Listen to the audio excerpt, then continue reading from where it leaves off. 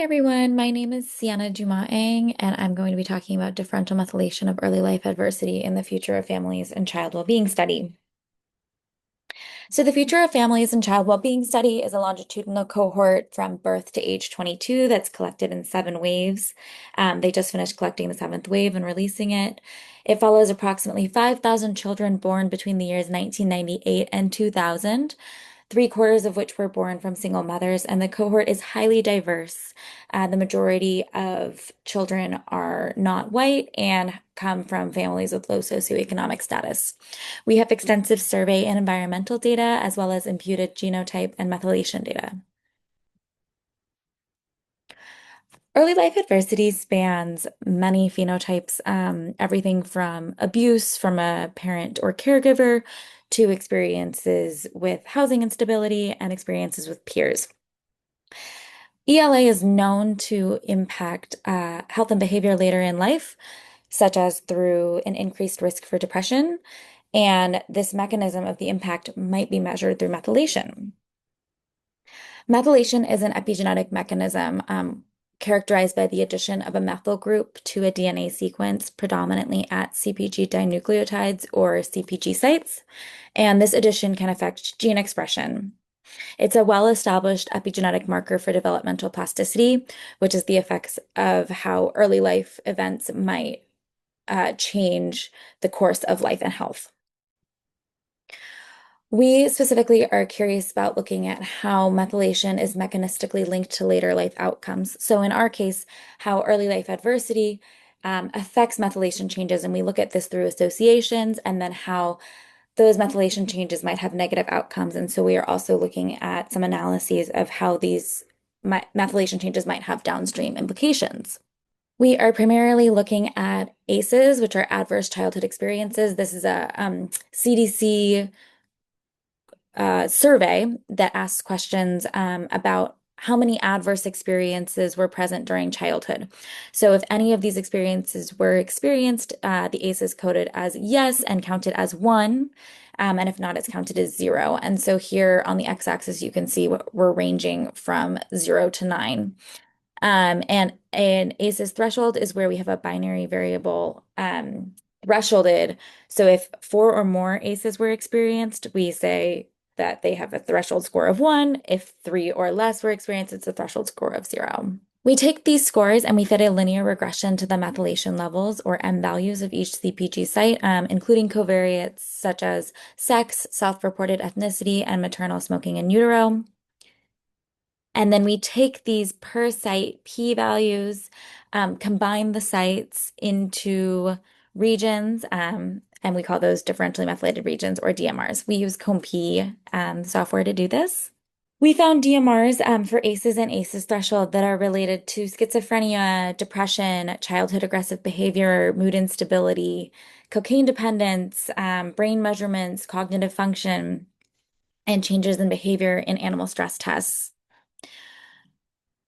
Considering maternal smoking in utero as kind of a control or well-studied subset, maternal smoking in utero has many, many DMRs, so I've only shown a very small subset here. But these genes have been documented in prior literature with many phenotypes related to smoking. So, for example, these genes that are shown here have been associated with DNA methylation in adult smoking, as well as sensitive CpG sites to maternal smoking in utero, or linked explicitly with differential methylation of maternal smoking in utero. So we find really good concordance with prior literature on smoking and prenatal smoking.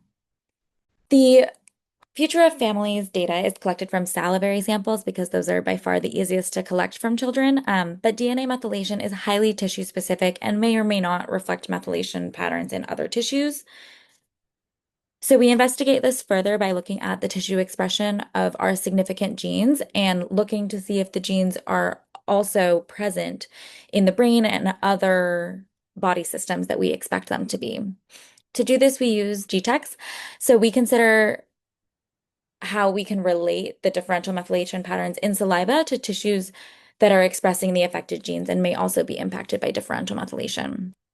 For ACEs, we find most expression in the brain and male reproductive tissues ACEs are known to be epigenetic mediators in the brain in disorders like depression, and they also may accelerate reproductive development.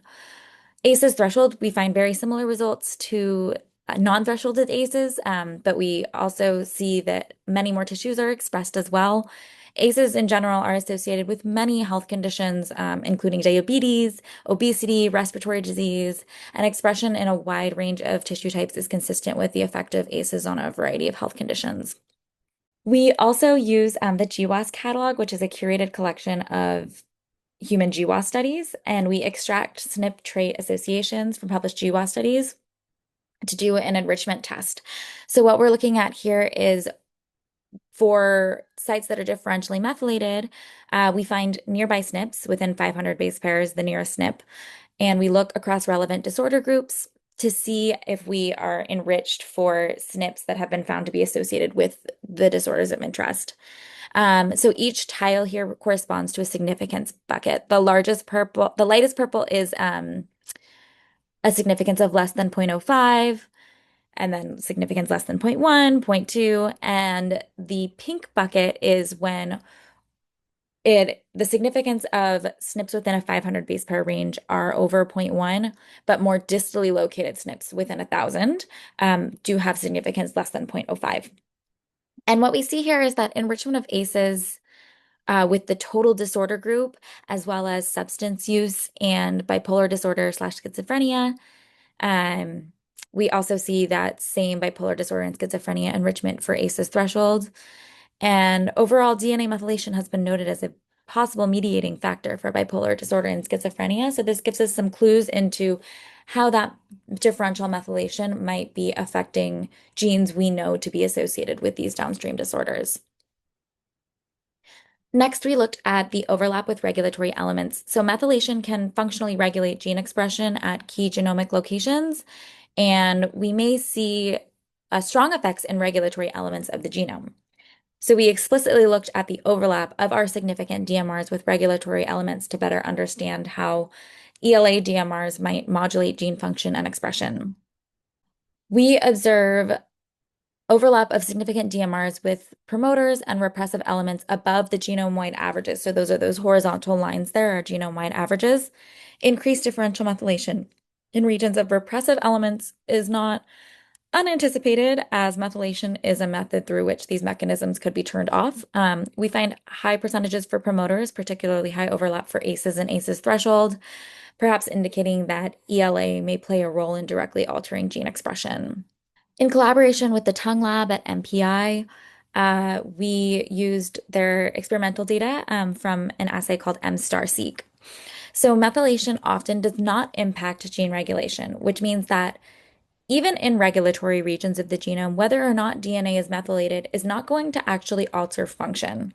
So in regions of the genome where methylation does directly impact function, differential methylation would truly be serving as a mediator of downstream outcomes there. So we looked at our differential methylation we find in association with ELA, and we used the mSTAR-seq assay to compare methylated and unmethylated regulatory activity and look for enrichment specifically with ELA differential methylation. So this assay evaluates in both an unmethylated context and a completely methylated context for the entire genome split into 600 base pair fragments, measuring the RNA counts relative to DNA counts in the window. So a traditional reporter assay is completely unmethylated, but measures the same RNA relative to DNA. And we regress the significance values of our differential methylation against RNA to DNA ratios between the methylated and unmethylated contexts of the mSTAR-seq assay in a log scale to essentially test whether differentially methylated sites are enriched for methylation-dependent regulatory regions, according to this assay. What we find here is really exciting. Almost all phenotypes show positive trends, and many are significantly enriched for methylation-dependent regulatory activity, including cumulative ACEs and ACEs threshold. Bullying, psychological abuse, and physical assault have particularly strong enrichment. And so what this is indicating is that where we are seeing differences in methylation are also places where methylation affects function. The final thing we did was we sought to investigate the long-term effects of ELA differential methylation. Methylation can be stable across the life course, and we wanted to see whether we saw consistency between ages 9 and 15 of the same children. So we performed the same epigenome-wide association study and region generation with the methylation data at year 15 as we did with year 9. For some phenotypes, we see more significant DMRs at year 15 than year 9. Previous studies have also shown that ELA can have latent effects, which can contribute to increased differential methylation in adolescents from experienced childhood trauma. We observed many shared DMRs across time, so that's this green area here. In particular, retention of DMRs at year 15 was very high for ACEs threshold, and no new DMRs were actually found in adolescents. We see persistent effects of differential methylation in response to cumulative ELA. In conclusion, this is the first study to thoroughly characterize the impact of ELA on peripheral DNA methylation in this cohort, which is a much more diverse cohort than has been evaluated at this level before. So we find DMRs with respect to various metrics of ELA in the FFCWS. We see how these DMRs overlap genes and validate prior literature. We generalized our results by evaluating expression of genes across various tissues. We looked at enrichment with SNPs that were known to link with downstream psychiatric disorders. We considered where DMRs fall in the genome functionally.